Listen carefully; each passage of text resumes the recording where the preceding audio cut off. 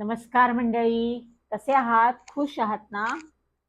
समाधानी राहाल म्हणजे खुश राहाल आणि खुश राहिलात तर आयुष्य कसं छान वाटचाल करत राहील.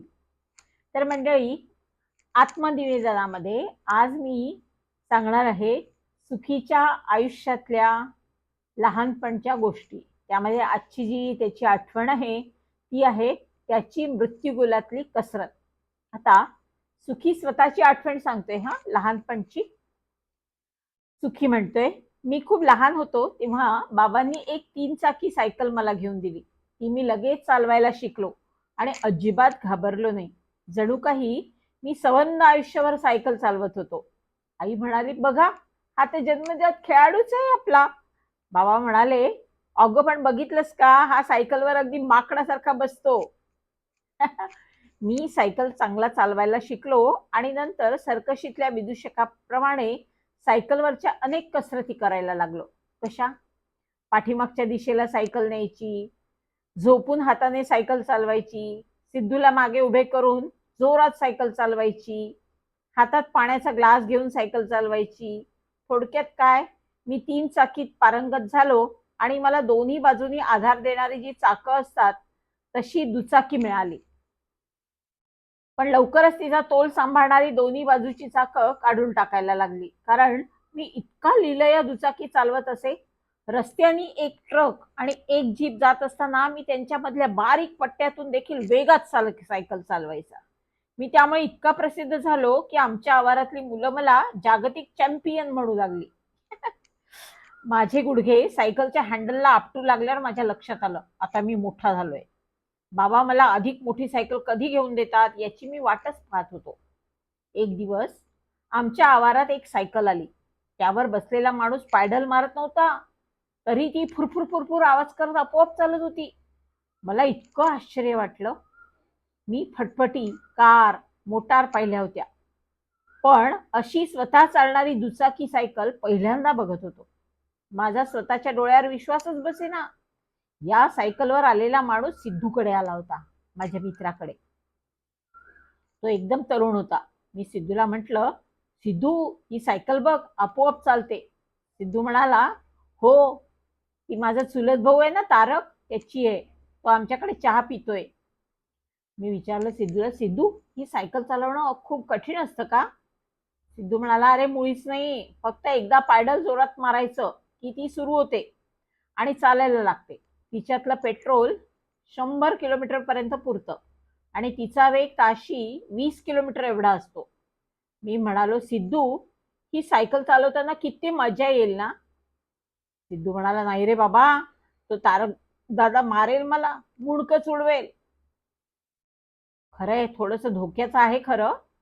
मग सिद्धूने हळू तिकडे तिकडे नजर टाकली, कोणी नाही हे पाहिलं, आणि मला म्हणाला, मी तुला पायडल मारून सायकल सुरू करून देतो, मदत करतो मी तुला. इथल्याच आवारात 2-3 फेऱ्या मार आणि सायकल लगेच इथे आणून ठेव, कोणाला कळणार पण नाही. तू तर जागतिक चॅम्पियन आहेस. तो तारक माझ्याकडे बसलाय, तो अर्धा तास चहा ढोसत बसेल. तुझी हाऊस फिटवून घे, चल. माझा मित्र होता ना तो. मी लगेच उडी मारून सायकलच्या सीटवर बसलो. माझ्या एका पायाचा अंगठा एका पायडल पर्यंत पोहोचला, पण दुसरा पाय मात्र अधांतरीच लोंबत होता. पण फरक पडत नव्हता. मी जरासं खाली वाकून पायाचा पुढचा भाग जो आहे तो पायडलला लटकवला, टेकवला म्हणा, पण दुसरा पाय जो लोंबत होता तो तसाच ठेवला. नाहीतरी सायकल आपोआपच चालणार होती. माझ्या पायाची गरजच काय होती? मी जोरात पायडल ढकललं, पण काहीच झालं नाही.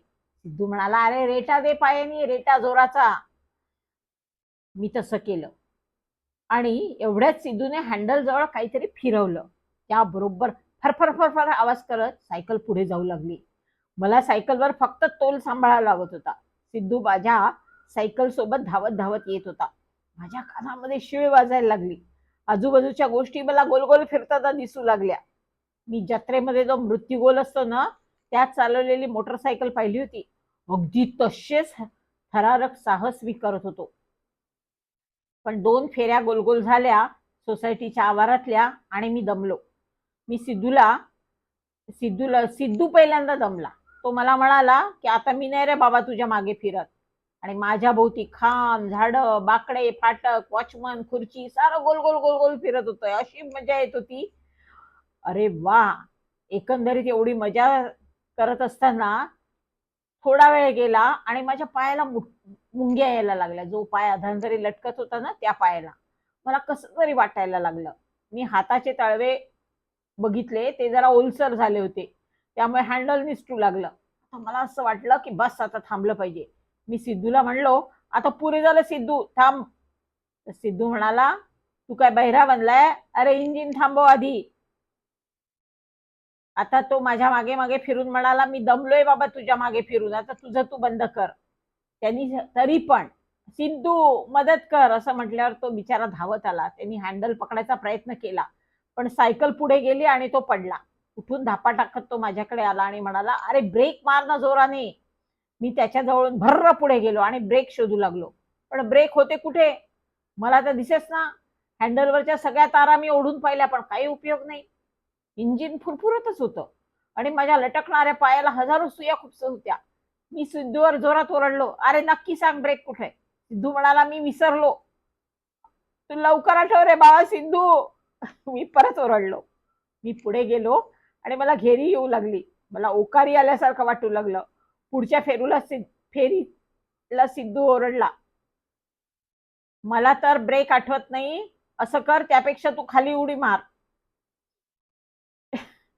असे काही होणार याची मला आधी कल्पना असती तर ही सायकल मी मुळी चालवलीच नसती. त्यापेक्षा पायी चालणे केव्हाही उत्तम, शपथ सांगतो. सिद्धू म्हणाला, इथे झोपायची गादी आणली पाहिजे, म्हणजे तू गादीवर चालवत सायकल ये आणि थांब, त्याबरोबर तू गादीवर पडशील, तुला त्रास नाही होणार. पण गादी कुठून आणायची? तू कशावर झोपतोस? मी तर घडीच्या कॉटवर झोपत असतो. नाही नाही सिद्धू, आमच्याकडे ना खाली एक छोटी गादी आहे. मी असं म्हणालो, पण ती आणायची कशी? ती गादी तर कॉटला चिकटलेली आहे. तर सिद्धू म्हणाला, मग असं कर, पेट्रोल संपतपर्यंत फेऱ्या मारत राहा. बापरे, मी एवढा चिडलो, त्याच्या अंगावरच सायकल घालणार होतो. पेट्रोल संपतपर्यंत म्हणजे कदाचित एक पूर्ण आठवडाभर मी फेऱ्या मारायच्या. आम्ही तर सोमवारची बालनाट्याची तिकीट आणली होती. माझा पाय बधीर होऊन तुटेल असं वाटू लागलं.